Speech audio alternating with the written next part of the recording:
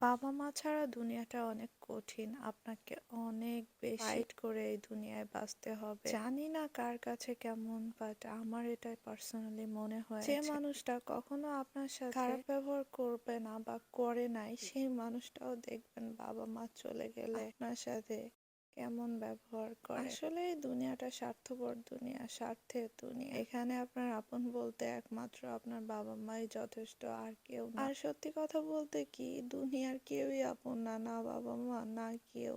এই যে বাবা-মা চলে গেল একমাত্র আল্লাহর কাছে রেখে, আল্লাহ ছাড়া আসলেই কারো কোনো আপন কেউ নাই। আমি সেটাই মনে করি। আমি যেদিন আম্মুকে জিজ্ঞেস করতেছিলাম, তুমি যে খাওয়া দাওয়া করতেছো না, তুমি আরো বেশি অসুস্থ হয়ে পড়তেছো, তুমি ছাড়া আমার কে আছে? তখন আম্মু বলল, আমি চলে গেলে আল্লাহ তোমাকে দেখবে। আমি বারবার জিজ্ঞেস করতেছিলাম আর বারবার সে একই কথাই বলতেছিল। আসলে আল্লাহ ছাড়া কেউই আপন না, যতই যাকে যেটাই বলো না কেন। আপনার কাছের মানুষগুলা একটা টাইমে তার নিজের রূপ দেখিয়েই দিবে, যেভাবে হোক দেখাবে। আপনি যাকে যত আপন মনে করেন না কেন, স্বার্থে আঘাত পড়লে কেউ আপন থাকে না, সবাই পর হয়ে যায়। এটাই নর্মাল আর এটাই বাস্তবতা। যাই হোক, আমার মায়ের সাজানো সংসার একদম উলটপালট করে সবকিছু নিয়ে যাচ্ছি নতুন একটা সংসার গোছানোর উদ্দেশ্যে। আসলে আপনারা সবাই জানেন আমার ভাই নেই, আমি, আমার আম্মু আর আমার ছেলে তিনজনই থাকতাম। আম্মু যেহেতু নাই, তো আমি আর আমার বেবি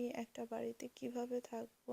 আর এই যে বাড়িটায় আমরা শিফট হতে যাচ্ছি, সেই বাড়িটা হচ্ছে আমার নানু বাড়ির পাশেই। তো এই বাড়িটা আমার মা নতুন করেছিল। যাই হোক, এই বাড়িতে আমার মায়ের কোনো স্মৃতি নেই, তারপরেও বাধ্য হয়ে এই বাড়িতে আমাদের শিফট হতে হচ্ছে। কিচ্ছু করার নেই, এইটাই দুনিয়া ভাই।